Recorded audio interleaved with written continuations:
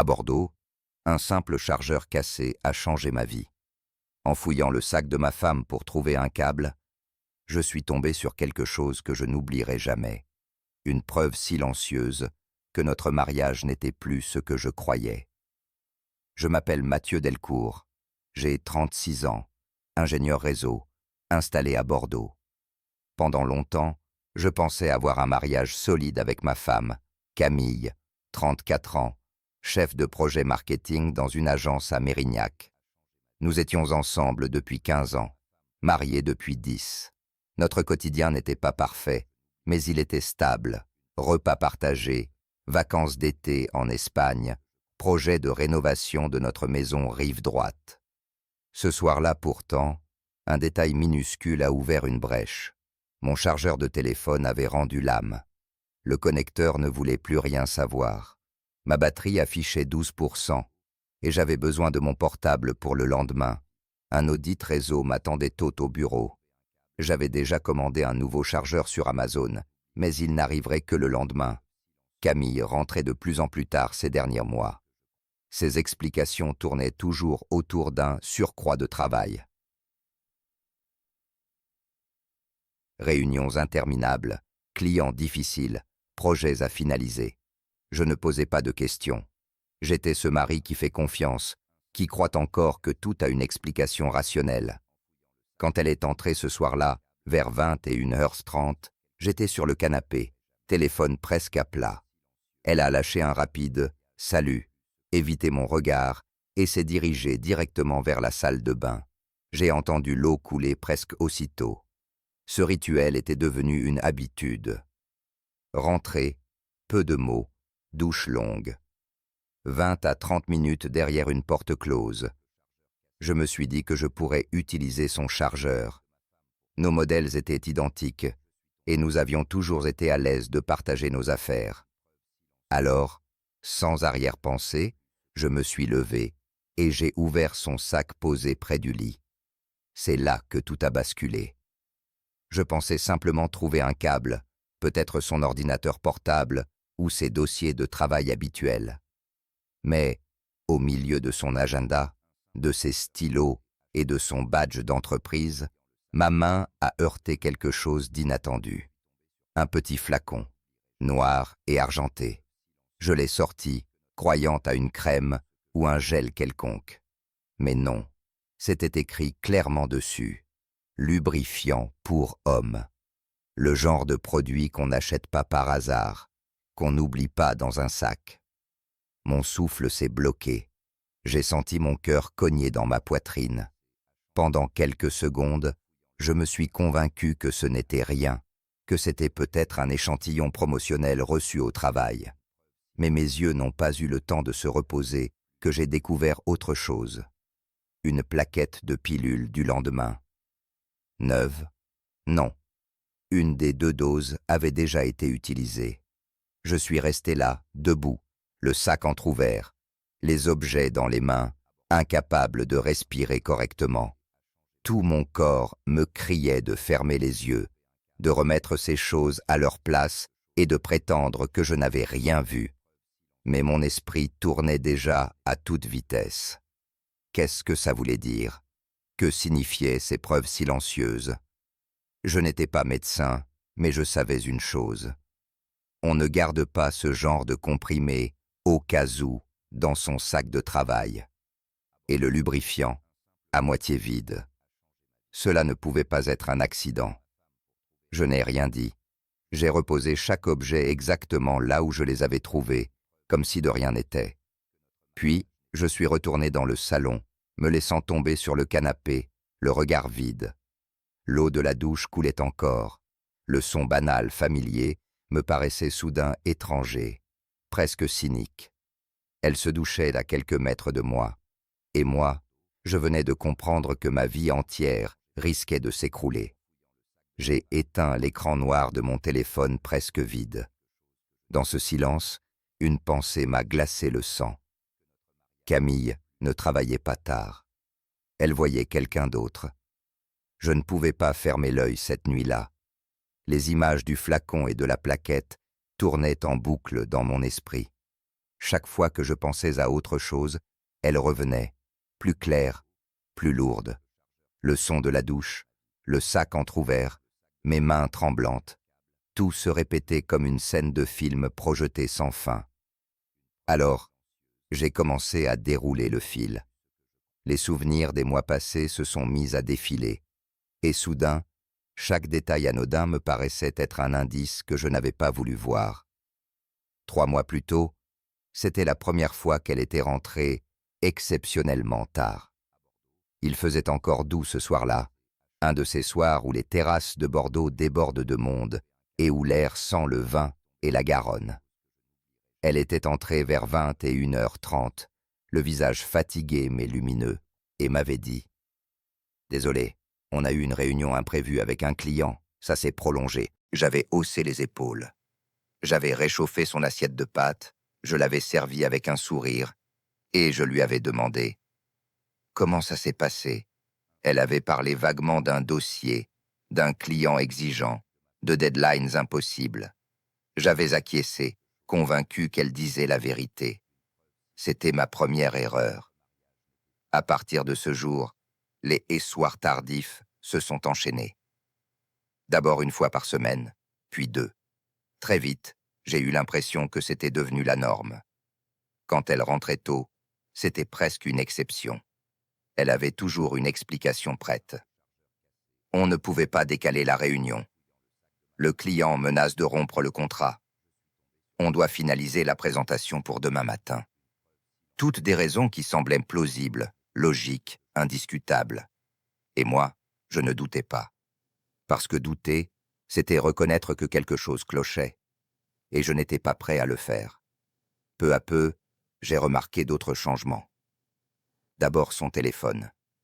Avant, il traînait sur la table du salon, parfois déchargé, parfois oublié dans la chambre. Mais depuis quelques mois, il était devenu une extension de sa main. Toujours verrouillé, toujours dans sa poche ou posé face contre table, même aux toilettes. Même sous la douche, il restait posé sur l'étagère juste derrière la porte. Ensuite, il y a eu les douches, justement. Avant, elle en prenait une le matin, rapide, avant de partir travailler. Mais maintenant, c'était systématique le soir, dès son retour, parfois 20, 30 minutes. Elle disait que ça l'aidait à décompresser. J'avais trouvé ça étrange, mais je n'avais rien dit. Je me souvenais aussi de son humeur, plus distante.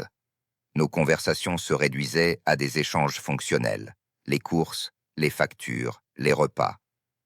Quand je lui parlais de mes projets, elle hochait la tête sans écouter vraiment. Son regard glissait souvent vers son téléphone, comme si un monde parallèle y battait son plein, bien plus passionnant que ce que j'avais à offrir. Et puis, il y avait notre intimité. Au début, je n'avais pas remarqué. On passe tous par des périodes de fatigue, de stress, de baisse de désir. Mais bientôt, c'est devenu flagrant. Les caresses s'étaient raréfiées. Les baisers s'étaient en fait rapides, mécaniques.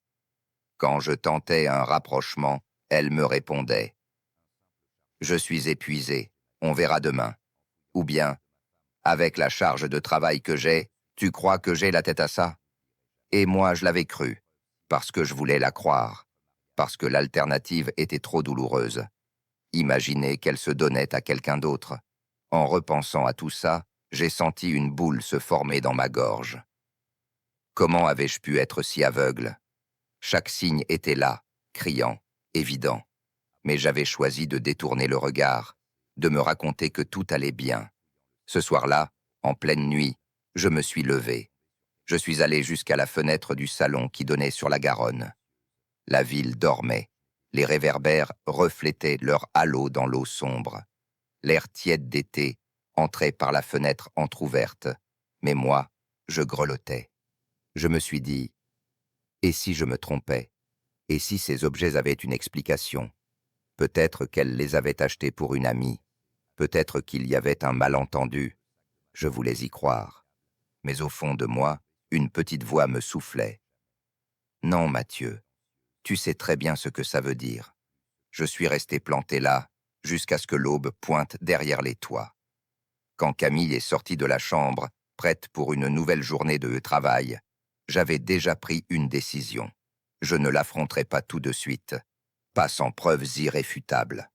Parce que si je me lançais dans une guerre de mots, elle nierait, elle retournerait la situation contre moi, et je passerais pour le mari paranoïaque qui fouille dans les affaires de sa femme. Non, il me fallait plus. Il me fallait comprendre jusqu'où allait sa trahison, et depuis combien de temps. Je ne savais pas encore comment, mais je savais une chose. Je ne voulais plus être aveugle. Le lendemain de cette nuit blanche, j'ai pris une décision. Je ne voulais pas céder à la colère. Crier, accuser, briser des assiettes, tout cela aurait pu me donner une satisfaction immédiate, mais ça n'aurait rien résolu. Je connaissais Camille. Elle aurait nié, elle aurait juré que j'étais fou, que j'avais mal vu, mal compris. Et moi, je serais passé pour l'époux jaloux, suspicieux, incapable de faire confiance. Non, il fallait une autre méthode.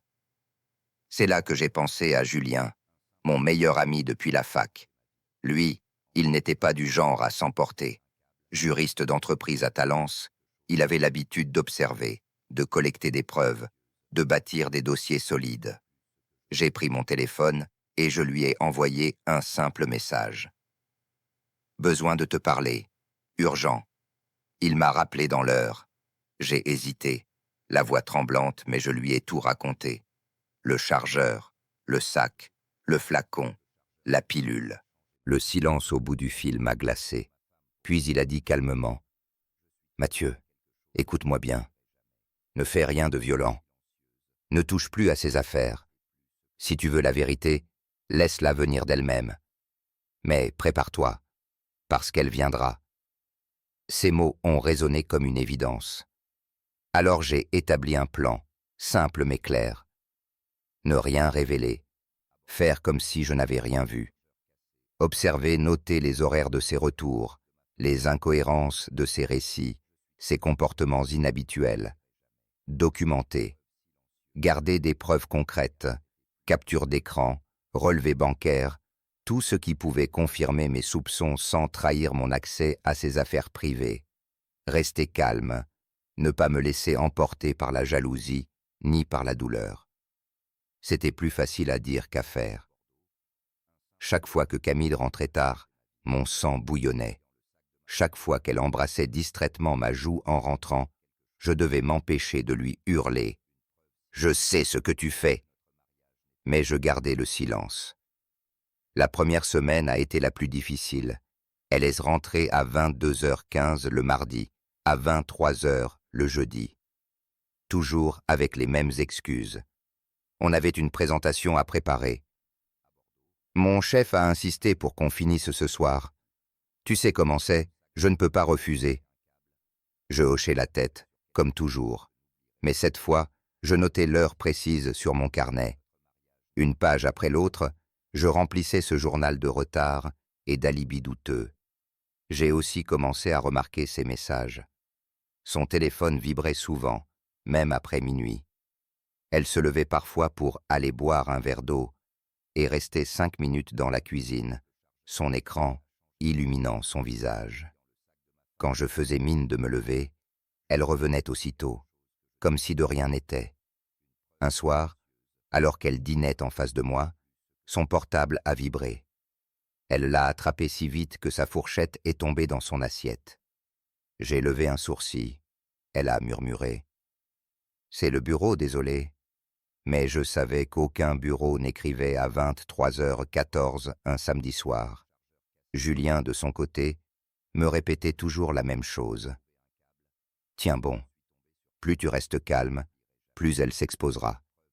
La vérité n'a pas besoin d'être cherchée, elle finit toujours par apparaître. » Alors j'ai attendu, et ce fut comme une pièce de théâtre qui se déroulait sous mes yeux. Ces histoires devenaient de plus en plus vagues. Quand je lui demandais de quoi parlait son réunion de 2 heures, elle répondait par des généralités. Quand je lui demandais avec quel client elle avait dîné, elle changeait de sujet. J'ai même tenté un soir. « Je pourrais venir te chercher après le travail, ça t'éviterait le taxi. » Son visage s'est figé une fraction de seconde, puis elle a répondu trop vite. Non, non, c'est inutile. Je rentre directement avec des collègues.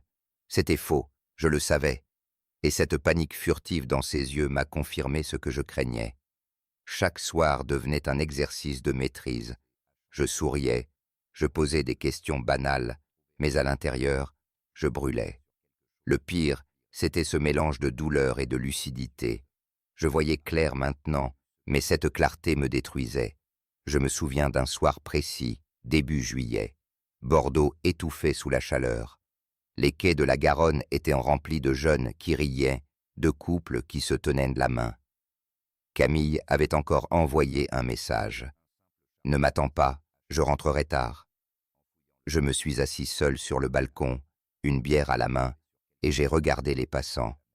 Je me suis demandé depuis combien de temps je vivais dans le mensonge. Depuis quand notre couple n'était plus qu'une façade? Pourtant, malgré cette douleur, une étrange force montait en moi. J'avais décidé de ne pas être la victime passive. Je voulais la vérité, entière, indiscutable, et je voulais qu'elle tombe d'elle-même, sans que je n'aie besoin d'élever la voix. Un soir, alors que nous dînions ensemble, j'ai osé une phrase plus directe. Je l'ai regardé dans les yeux et j'ai dit calmement « Camille, j'ai l'impression que tu es ailleurs, que tu vis une vie dont je ne fais pas partie. Tu veux m'expliquer ?» Elle a souri, un sourire crispé. « Tu te fais des idées, Mathieu. Je suis juste épuisé. C'est le boulot. Tu sais comment c'est. » Mais son regard a fui, et moi, je savais. Je savais que le vernis craquait, et je savais que le moment de vérité approchait. Les jours suivants, j'ai commencé à prêter attention à des détails que j'avais toujours ignorés auparavant. Ce n'était pas seulement les retards ou les messages nocturnes, c'était le langage invisible qui se glissait entre nous. Les silences, les regards évités, les réponses trop rapides ou trop vagues. Tout cela parlait plus fort que n'importe quel mot. Un soir, nous dînions ensemble dans la cuisine. J'avais préparé un risotto, son plat préféré autrefois. Elle s'est assise en face de moi, a remué son assiette, a regardé son téléphone posé discrètement à côté et a commencé à manger sans vraiment lever les yeux. J'ai lancé la conversation. « Alors, ta journée ?»« Chargée, des réunions, des projets en retard, tu sais. » Sa voix sonnait creuse. J'ai décidé d'aller plus loin. « Et ce client dont tu m'as parlé la semaine dernière, celui avec la présentation compliquée, c'était quel secteur déjà ?» Elle a marqué une pause, trop longue. Puis elle a haussé les épaules. Communication.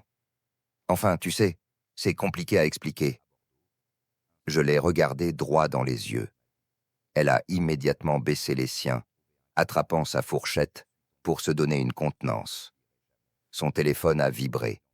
Elle s'est jetée dessus comme si sa vie en dépendait, a tapé un message rapide et l'a remis sur la table, face contre bois. À ce moment-là, j'ai compris que les mots n'étaient plus que des façades. Ce qui comptait, c'était ce qu'elle ne disait pas, et tout ce qu'elle ne disait pas criait la vérité. Elle n'était plus avec moi, pas vraiment. Je me suis souvenu d'un détail. Autrefois, elle riait à mes blagues, même les plus mauvaises. Maintenant, elle les accueillait avec un sourire absent, comme si elle jouait un rôle. Même ses gestes étaient différents. Ses baisers sur ma joue étaient devenus mécaniques, ses caresses sur ma main brève, presque forcées. Un soir, alors que nous étions dans le salon, j'ai tenté une approche plus frontale. « Camille, je sens que tu me caches quelque chose. Est-ce que tu veux en parler ?» Elle a froncé les sourcils, vexée. « Tu insinues quoi, exactement ?»« Que je mens. Je n'insinue rien. Je constate juste que tu es distante, que tu ne me regardes plus comme avant, et que tes explications sonnent étranges. » Elle a éclaté. « Tu es paranoïaque, Mathieu. Tu inventes des problèmes qui n'existent pas. Si tu ne me fais pas confiance, pourquoi on est encore ensemble ?» Cette phrase m'a frappé comme une gifle. Non pas parce qu'elle criait, mais parce qu'elle venait de déplacer le problème.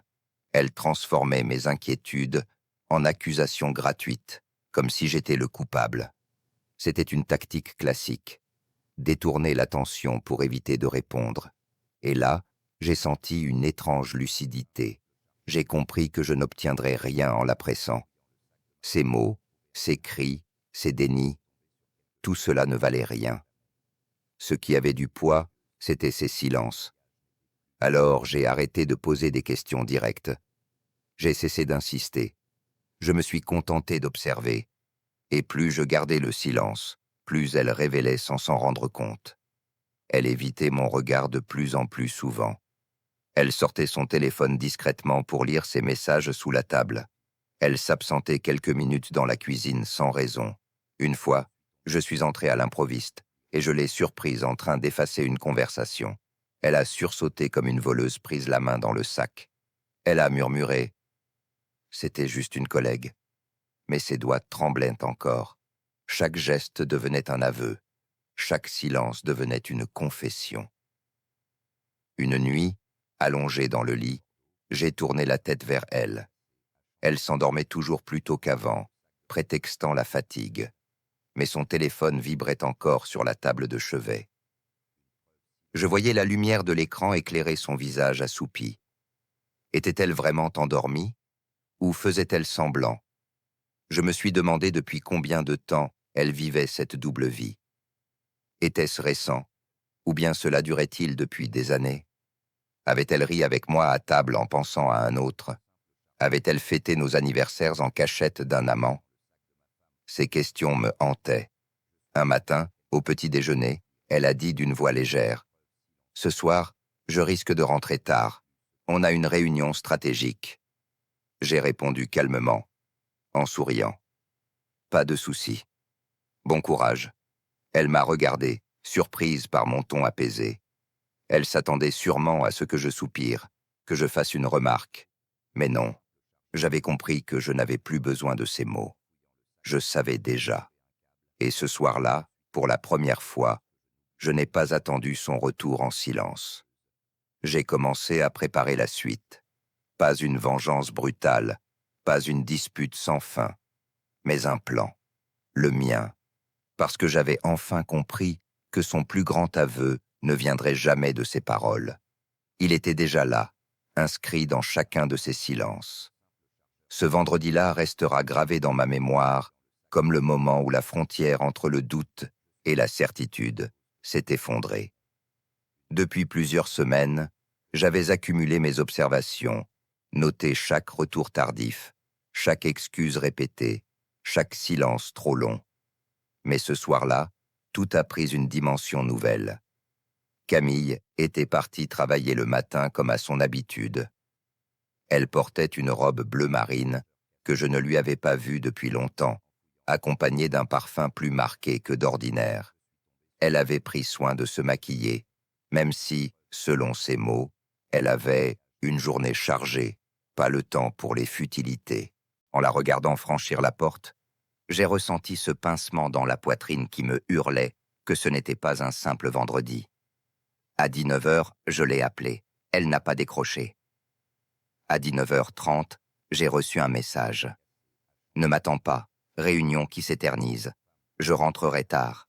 Bisous. » Les mots étaient simples, anodins, mais quelque chose sonnait faux. D'habitude, elle ajoutait des détails. Un nom de client, un lieu, une explication. Là, c'était laconique, presque bâclé, comme si elle écrivait en vitesse, entre deux choses plus importantes. Je suis resté un moment assis sur le canapé, le téléphone dans la main. La tentation de l'appeler encore, d'exiger des explications, était immense. Mais je me suis souvenu de ce que Julien m'avait dit. Ne cherche pas la vérité en criant, laisse-la venir d'elle-même. Alors j'ai fait quelque chose de différent. J'ai pris mes clés et je suis sorti. Il faisait encore chaud sur Bordeaux. La ville bruissait des conversations des terrasses. Je suis allé m'asseoir au Quinconce, un café en terrasse, entouré de rires et de verres qui s'entrechoquaient. J'ai observé les passants. Je me suis demandé combien d'entre eux vivaient des mensonges semblables aux miens. Combien souriaient en public alors que leur monde intérieur s'effritait. Mon téléphone vibrait de temps en temps, mais jamais de son numéro. Des notifications banales, mails, pubs, rien d'important. Je buvais mon café en silence, les yeux fixés sur la place illuminée. Il était presque minuit quand j'ai reçu un nouveau message. Ne m'attends pas. Je dors chez une collègue. Trop tard pour rentrer.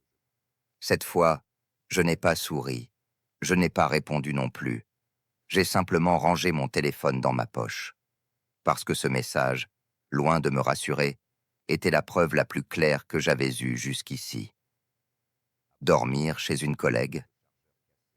Camille ne l'avait jamais fait en 15 ans de relation. Jamais. Même lors des séminaires, elle me tenait informé, m'appelait, me donnait des détails. Là, rien. Juste cette phrase lâchée, comme pour couper court. Je suis rentré chez moi peu après minuit. L'appartement était silencieux, presque oppressant.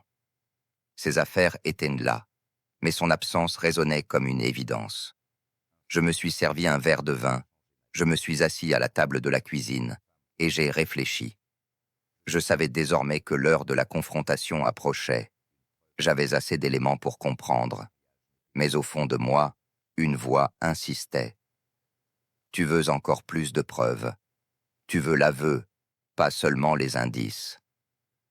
Alors j'ai pris une décision.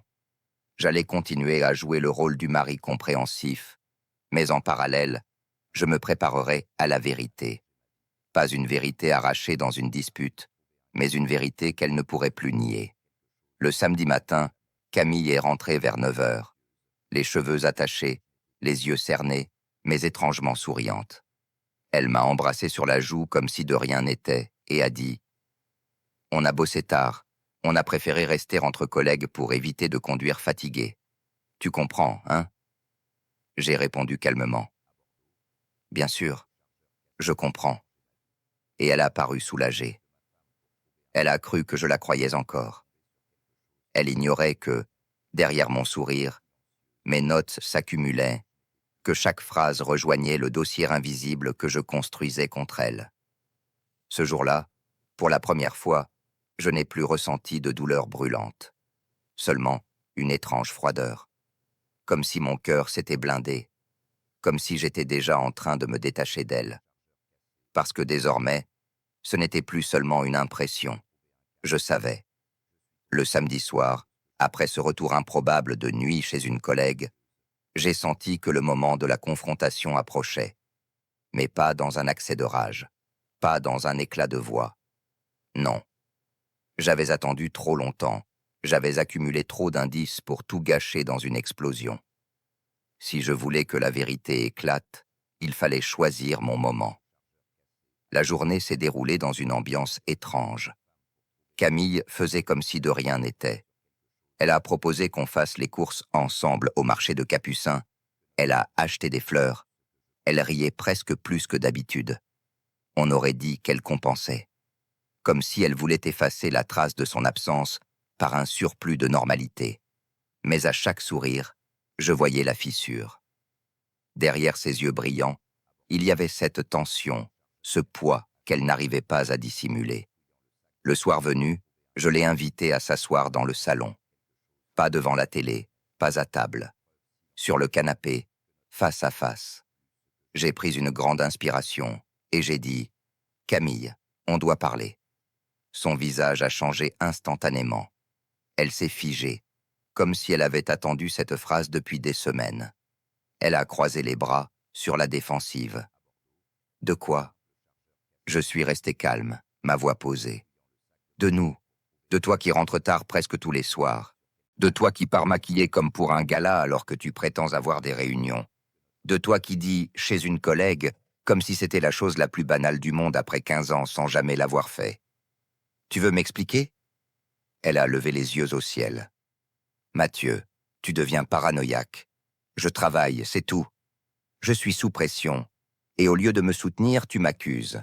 Tu sais à quel point ça me blesse ?»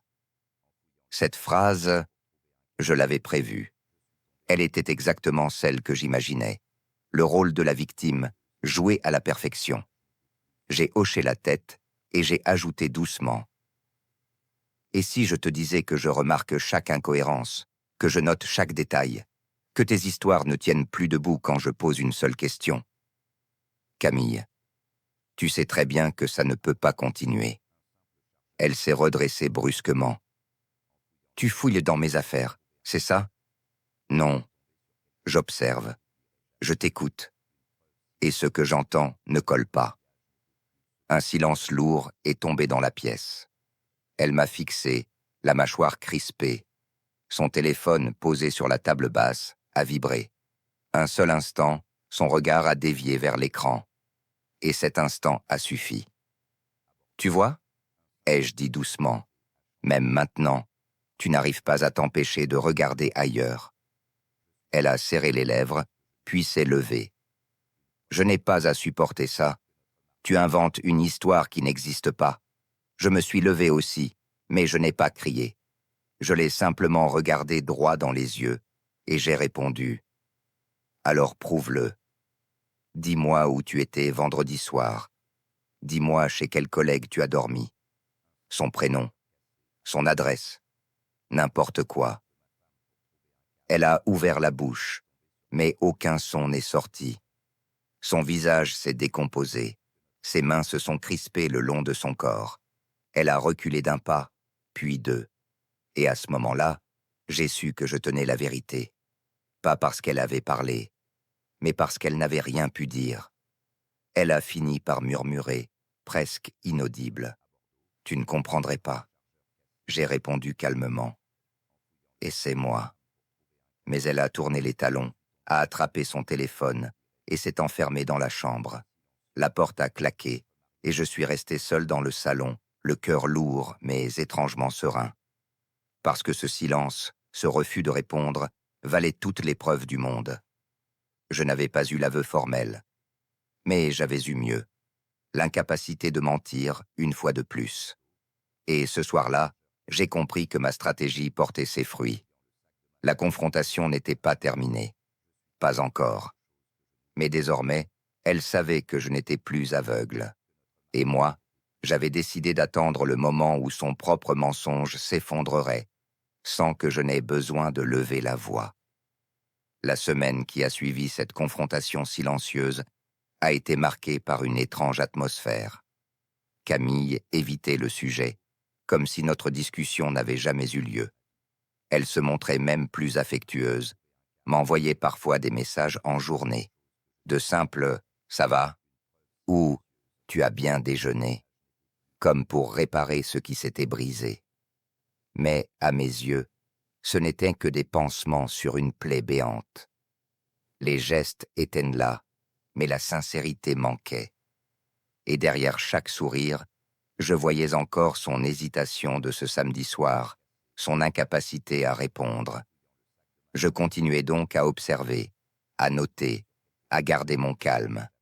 Et puis, un mardi après-midi, alors que je travaillais depuis chez moi, la vérité s'est offerte à moi d'une manière totalement inattendue. Je consultais mes mails professionnels, et par réflexe, j'avais ouvert la boîte de réception partagée que Camille et moi utilisions autrefois pour certaines factures domestiques. Elle ne s'en servait quasiment plus, préférant sa messagerie personnelle. Pourtant, ce jour-là, un mail venait d'y arriver. J'ai cliqué machinalement, pensant à une facture EDF ou un relevé de mutuelle, mais ce n'était ni l'un ni l'autre.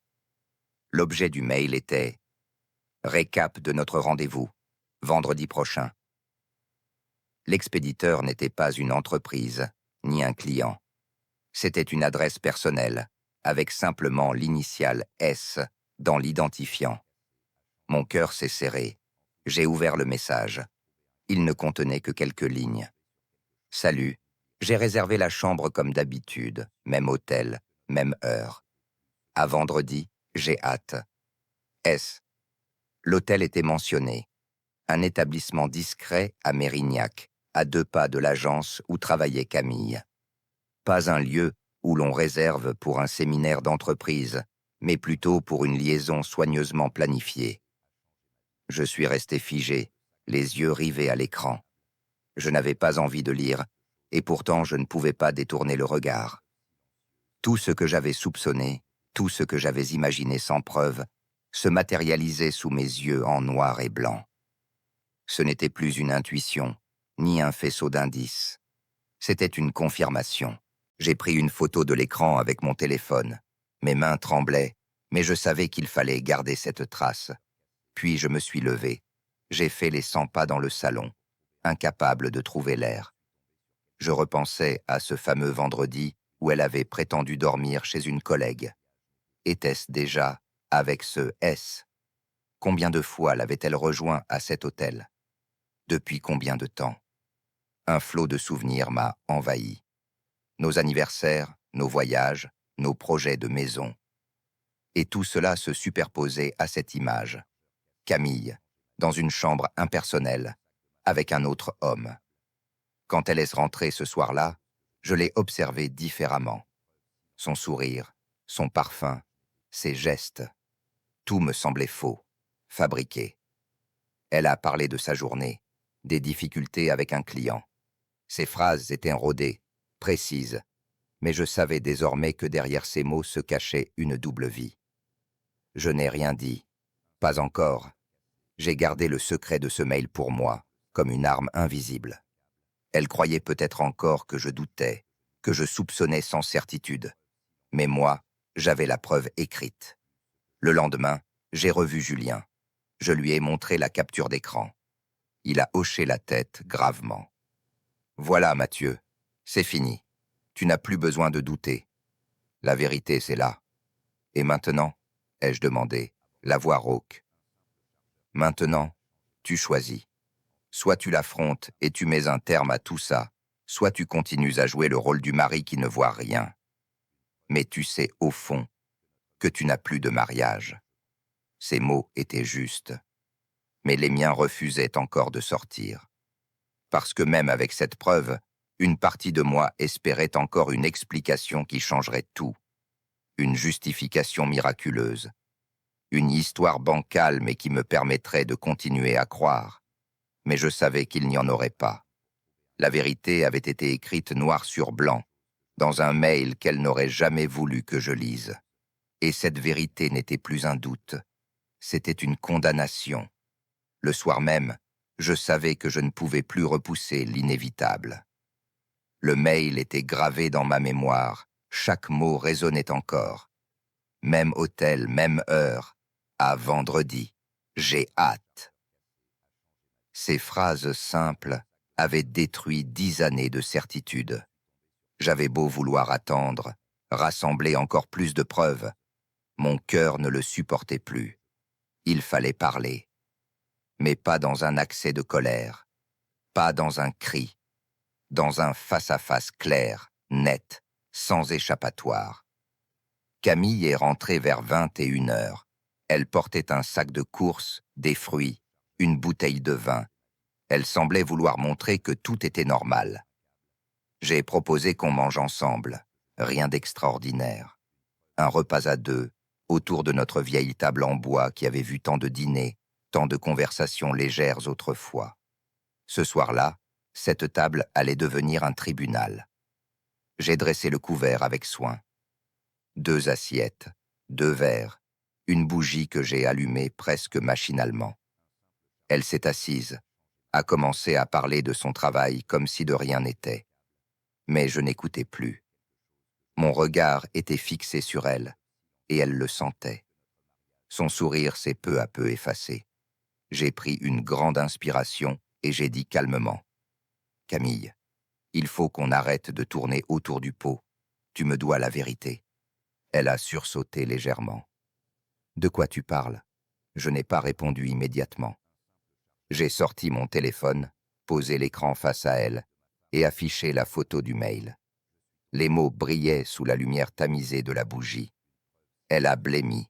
Son visage s'est figé. Ses mains ont tremblé. Pendant quelques secondes, j'ai cru qu'elle allait s'évanouir. Puis elle a soufflé, presque inaudible. « Où est-ce que tu as trouvé ça ?» J'ai répondu d'une voix neutre. « Peu importe. La question c'est, combien de temps ça dure? Qui est-ce? Elle a détourné les yeux. Long silence. Puis elle a murmuré.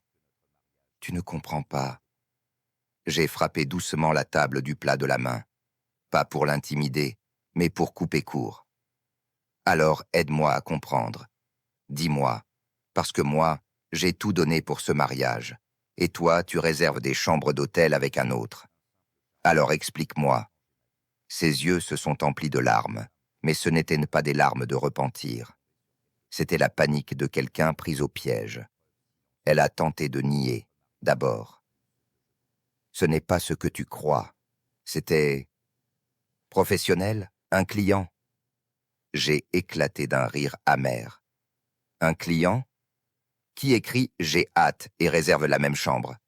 Tu me prends vraiment pour un idiot. Elle s'est levée brusquement, faisant grincer sa chaise. Tu n'avais pas le droit de fouiller dans mes mails. Et toi, tu n'avais pas le droit de trahir ton mari. Cette phrase a claqué dans la pièce comme un coup de tonnerre. Elle a ouvert la bouche, puis l'a refermée. Plus d'excuses, plus de mensonges. Son silence était la confirmation que je cherchais depuis des semaines. Je me suis adossé à ma chaise, le cœur battant mais étrangement calme. J'avais enfin ce que je voulais. Non pas une dispute, non pas une scène de théâtre, mais la vérité nue. Elle a fini par murmurer, la voix brisée. Oui, c'est vrai. Je le vois depuis plusieurs mois. Je ne savais pas comment te le dire. J'ai fermé les yeux un instant. Entendre ces mots, même attendus, même redoutés, m'a transpercé. Tout espoir d'innocence s'effondrait définitivement. Mais en même temps, un étrange soulagement m'envahissait. La mascarade était terminée. Alors c'est fini, ai-je dit calmement. Il n'y a plus rien à sauver. Elle s'est effondrée sur sa chaise, la tête entre les mains. Moi, je suis resté debout, immobile, regardant cette femme que je croyais connaître et qui m'apparaissait désormais comme une étrangère. La table de cuisine, autrefois symbole de nos soirées partagées, venait de devenir le lieu de l'exécution silencieuse de notre mariage. Et dans ce silence lourd, une certitude s'est gravée en moi. Il n'y aurait pas de retour en arrière. Le lendemain matin, le silence de l'appartement était presque assourdissant. Camille avait dormi sur le canapé, enveloppée dans une couverture, dos tourné, refusant tout contact. Moi, j'étais resté éveillé une bonne partie de la nuit dans notre chambre, fixant le plafond, incapable de fermer l'œil. Les mots de la veille résonnaient encore. Oui, c'est vrai. Je le vois depuis plusieurs mois. Je les avais attendus, redoutés, anticipés, mais les entendre réellement avait créé une déchirure que je n'avais pas imaginée aussi profonde. Au petit matin, je me suis levé sans bruit. J'ai pris une douche glaciale, comme pour chasser la lourdeur qui m'écrasait, puis j'ai enfilé une chemise sobre. Je savais ce que j'avais à faire. Ce n'était plus le temps des soupçons, ni celui des confrontations improvisées. C'était le temps de la décision. J'ai appelé Julien. Sa voix était ferme, presque sèche. « Tu dois protéger tes intérêts, Mathieu. Ne laisse pas la colère décider à ta place. Appelle un avocat. Aujourd'hui, pas demain. Je l'ai écouté. » À 10 heures, j'avais rendez-vous au cabinet de Maître Leroy, un avocat spécialisé en droit de la famille, recommandé par Julien. Je me suis assis dans ce bureau impersonnel, entouré d'étagères couvertes de codes juridiques, et j'ai raconté mon histoire, calmement, sans détour. Il m'a écouté sans m'interrompre, puis a hoché la tête. « Vous avez déjà une preuve écrite, c'est suffisant pour établir l'infidélité. Mais attention, le divorce pour faute est long et conflictuel. Si vous voulez tourner la page dignement, il vaut mieux viser une séparation amiable, avec vos preuves en réserve si nécessaire. » Ces mots m'ont frappé. Dignité. Voilà ce que je voulais préserver. Pas pour elle, pour moi.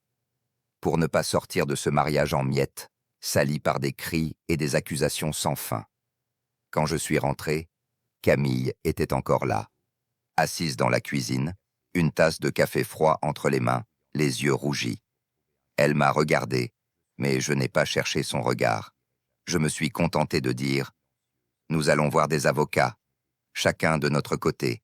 Nous allons régler ça proprement. » Elle a ouvert la bouche, peut-être pour protester, peut-être pour s'excuser. Mais aucun son n'est sorti. Elle a simplement hoché la tête.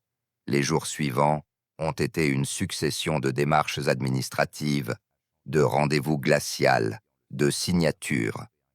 Elle avait choisi Maître Caron, une avocate réputée pour sa fermeté. Nous ne nous adressions presque plus la parole directement. Tout passait par nos représentants. Les discussions sur la maison, les comptes, les assurances, se déroulaient comme une transaction commerciale, dénuée de toute chaleur humaine.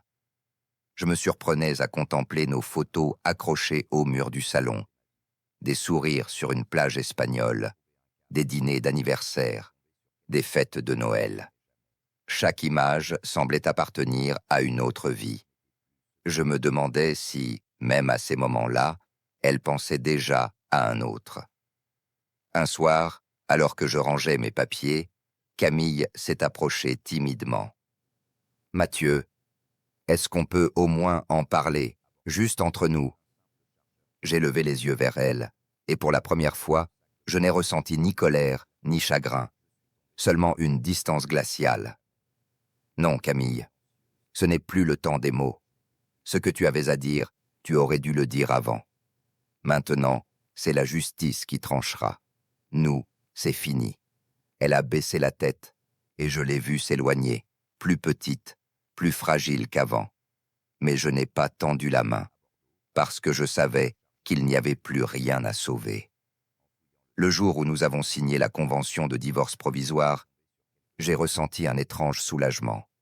Pas de triomphe, pas de victoire amère, juste une libération, comme si un poids énorme venait de tomber de mes épaules. La dignité, c'était ça. Ne pas se salir davantage dans la boue, sortir la tête haute, même si le cœur était en morceaux. Et en quittant le cabinet de Maître Leroy, je me suis juré une chose. Jamais plus je ne fermerai les yeux sur les silences. Parce que les silences, je l'avais appris à mes dépens, en disent parfois bien plus longs que les mots. Les semaines suivantes se sont transformées en un long couloir administratif, ponctué de rendez-vous froids, de signatures multiples et de regards évités. Mon mariage, 15 années de vie commune, se dissolvait désormais dans des paragraphes de papier et des paragraphes de loi. Ce qui avait commencé comme une histoire d'amour se terminait par des formules impersonnelles. Partage équitable des biens, procédure simplifiée, accord entre parties. Le jour où nous nous sommes retrouvés, Camille et moi, chacun assis de notre côté de la table, dans une petite salle du tribunal, j'ai eu l'impression d'assister à l'enterrement d'une vie. Elle avait le visage fermé, les mains jointes, et ses yeux évitaient soigneusement les miens. Moi, je me tenais droit, décidé à ne rien laisser transparaître. Ce n'était plus le temps des larmes, ni celui des cris. C'était le temps des signatures. Le greffier a lu les termes de l'accord à voix haute. Sa voix monotone donnait à la scène un aspect presque surréaliste. La maison serait vendue, le produit partagé. Nos comptes bancaires seraient divisés en parts égales. Aucun enfant n'était concerné, ce qui, d'après le juge, simplifiait grandement la procédure, comme si notre douleur se mesurait à l'absence de descendants. À un moment, j'ai levé les yeux et j'ai surpris le regard de Camille. Ce n'était plus la femme que j'avais épousée, ni même celle que j'avais soupçonnée, puis confrontée. C'était une étrangère, assise en face de moi, qui cherchait à masquer son malaise derrière une façade de dignité. Elle a esquissé un sourire triste, presque imperceptible. Je n'ai pas répondu. Quand vint le moment de signer, ma main a légèrement tremblé en tenant le stylo. J'ai pris une grande inspiration, puis j'ai tracé mon nom en bas de la page. Un simple geste, qui mettait fin à des années de vie partagée, un trait d'encre noire qui effaçait tout un passé. Après la signature, il n'y a pas eu de mots, pas de réconciliation, pas de dernière tentative. Nous avons simplement pris nos affaires respectives et quitté la salle chacun de notre côté. Elle a tourné à gauche dans le couloir, moi à droite. Et ce fut tout. De retour chez moi, dans l'appartement désormais à moitié vide, je me suis assis dans le salon. Les murs nus semblaient me renvoyer leur silence comme un écho. J'ai pris le temps de contempler ce vide. Ce n'était pas seulement l'absence de Camille. C'était l'absence de ce que nous avions été, de ce que j'avais cru bâtir. Pendant plusieurs jours, j'ai erré dans cet espace comme un fantôme. Chaque objet me rappelait un souvenir. Une tasse achetée à Bilbao, un plaid ramené d'un week-end à Arcachon, un cadre photo encore accroché au mur. J'ai commencé à les enlever un à un, à les ranger dans des cartons. Non pas avec colère, mais avec une forme de sérénité nouvelle. J'avais besoin de nettoyer, de faire place nette. Julien est passé me voir un soir. Il m'a trouvé assis sur le sol, entouré de cartons. « Tu tiens le coup » a-t-il demandé doucement. « Je crois. Oui, ai-je répondu. Ce n'est pas la douleur qui me tue, c'est le vide. Il a hoché la tête. Le vide, tu vas le remplir autrement. Fais-moi confiance. Ces mots m'ont touché. Pour la première fois, je me suis dit que ce vide n'était peut-être pas une fin en soi, qu'il pouvait devenir un début. Mais je savais aussi que le plus dur restait à venir. Non pas les démarches juridiques, ni les formalités administratives. Le plus dur, c'était l'après. Les nuits sans elle, les matins où la place à côté de moi serait froide, les habitudes à déconstruire, les réflexes à effacer. Pourtant, malgré tout, je sentais une lueur d'espoir pointer, fragile mais réelle. Parce que la vérité avait fini par éclater. Parce que je n'étais plus prisonnier d'un mensonge. Le procès-verbal signé, le rideau s'était baissé sur notre histoire. Et dans le silence qui suivait, je devais apprendre à écrire la suite. Le jour où j'ai quitté la maison pour la dernière fois, j'ai fermé la porte doucement, sans bruit. J'ai posé ma main sur la poignée et j'ai senti tout le poids des années s'écouler d'un seul coup. 15 ans de vie commune réduits à quelques cartons, quelques souvenirs et une clé rendue à un notaire. En descendant l'escalier, je n'ai pas pleuré. Les larmes, je les avais déjà toutes versées. Ce que je ressentais à présent, c'était un mélange étrange de fatigue et de soulagement. J'ai emménagé dans un petit appartement à Codéran, côté rive gauche. Un 2 pièces modeste, avec un balcon qui donnait sur les arbres d'une rue calme. Pas de vue sur la Garonne, pas de grande pièce comme avant, mais ce lieu avait quelque chose de précieux. Il m'appartenait, entièrement, sans mensonge, sans trahison. Les premiers jours, le silence y était oppressant. Pas de bruit de douche en soirée, pas de claquement de talons dans le couloir, pas de voix familière m'appelant depuis la cuisine.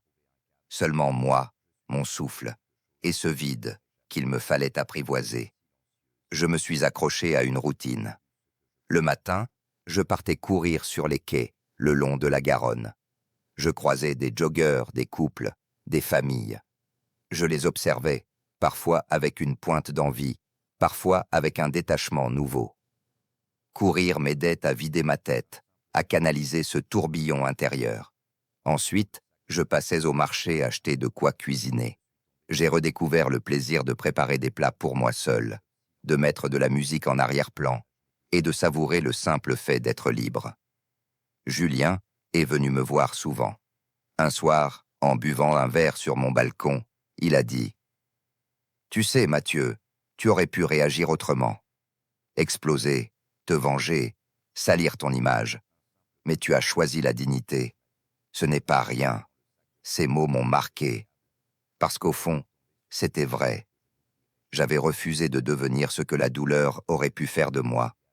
J'avais choisi de rester debout, même quand tout s'écroulait. Petit à petit, J'ai senti mes épaules s'alléger.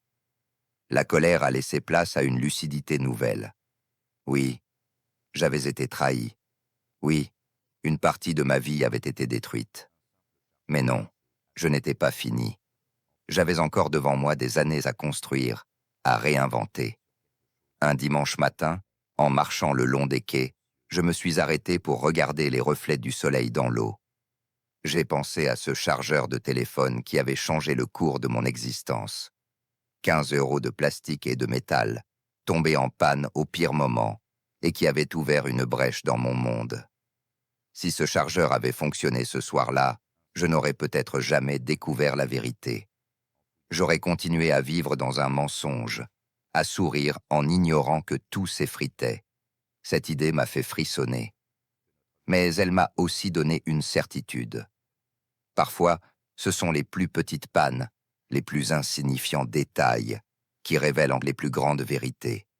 Aujourd'hui, je ne dis pas que je suis guéri. Les cicatrices sont là, profondes, invisibles, mais présentes. La confiance, je le sais, sera plus difficile à donner. Mais je ne veux pas me fermer au monde. Je refuse de laisser cette trahison définir qui je suis.